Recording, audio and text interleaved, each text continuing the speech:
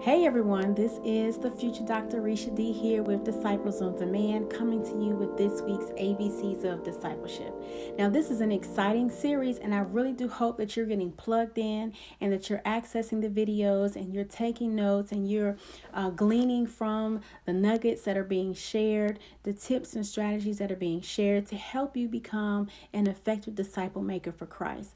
I'm not going to spend a lot of time recapping what we've covered so far, but I do encourage you to go to our YouTube channel at Disciples on Demand to check out the letter A and what we talked about for the letter A, saying that disciples are active, disciple makers are accountable, and disciple makers are accessible.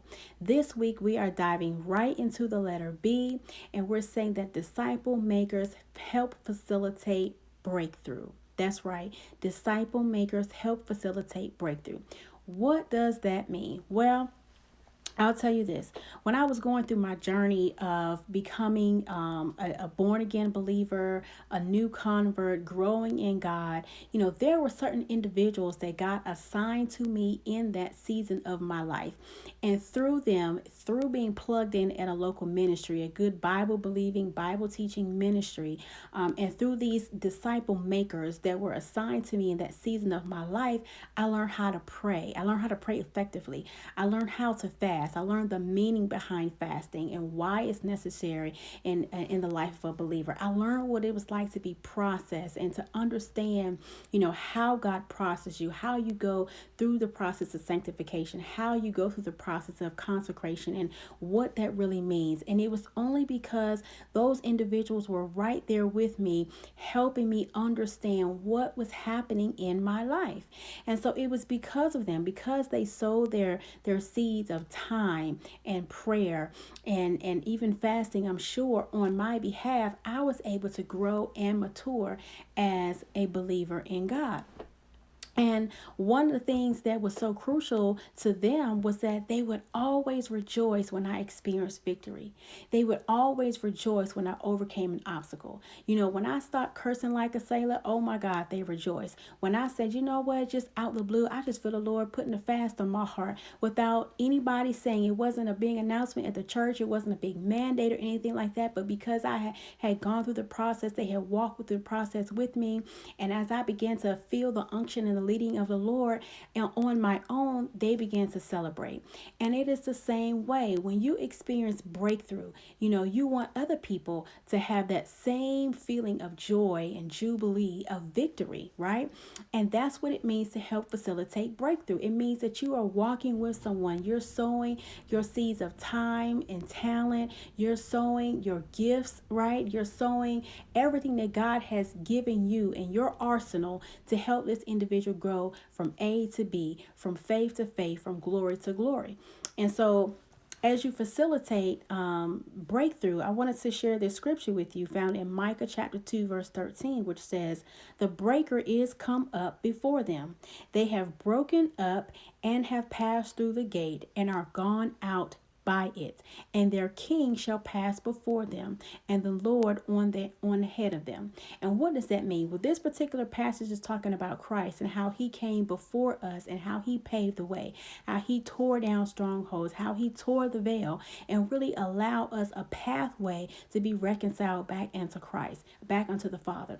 And so as a disciple maker, we too are going before the individuals that God has assigned to our lives. We're going before them in prayer. We're going before the Lord on their behalf, interceding on their behalf.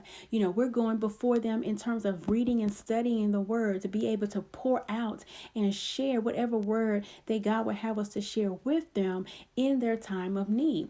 And so it's important that we understand that we have to be in a position to hear from God and to receive of God, to be able to pave the way, to be able to tear down strongholds, to be able to go in the enemy's camp and fight and contend for the salvation of their soul and for their spiritual growth and development. That's what it means to help facilitate breakthrough. And guess what, guys? Breakthrough can be big or small. It can come spontaneously or it can come succinctly, step after step after step, over time in someone's life. Let me give you a couple of examples. So, if you've ever encountered someone who had a harsh exterior, right? They was very hard, very stern, very guarded, very combative, and they got saved, and it was like, okay, that's wonderful, bless the Lord, and God assigned them to your life, and over time, through application of the word, through prayer, through fasting, through fellowship, you begin to see that harsh exterior fade away. You begin to see a gentleness come upon them. You begin to see a new level of patience and understanding come upon them. So they're not quick to just jump at somebody, the first chance they get. But you begin to see the hand of God manifest in their lives. And they might even say to you, you know what? I don't even feel combative like I used to. I don't even want to argue with people like I used to. You know what you just did? You were a partner with God in facilitating breakthrough in their lives. Your prayers, your fasting, you're teaching them through the word of God. You're encouraging them through the word of God. You reminding them how to apply the word of God to their lives. That helped facilitate breakthrough in their life. Or maybe you've encountered someone and all they want to do is come to church and go home, right? And that was their MO for, the first 6 months after they got saved. But over time, they have a hunger and a thirst to get more plugged in. They want to go to Bible study now. Maybe they want to join a small group. Maybe they want to volunteer at a particular ministry in the church. You know what?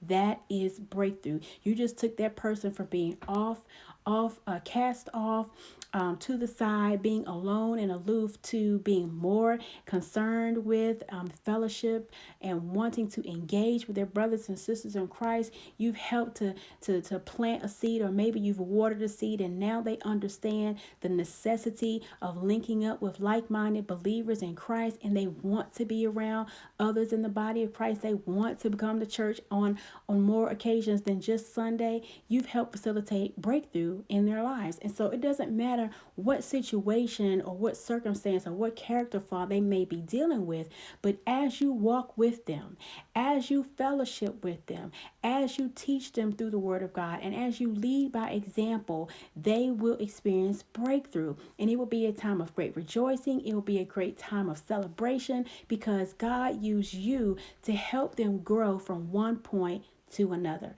So I thank God today for the people that help facilitate breakthrough in my life, because no one starts out all the way up here. We all have to, work our way up from one level to another in this journey called Christianity. So I want to encourage you, continue to serve as a disciple maker who is facilitating breakthrough in the lives of others, people that have been assigned to you, brothers and sisters in Christ, and watch God move, not just in their life, but in yours as well. Catch us next week and see if we'll still be in the B's or if we're going to migrate over to the C's. You all be blessed and have a great evening.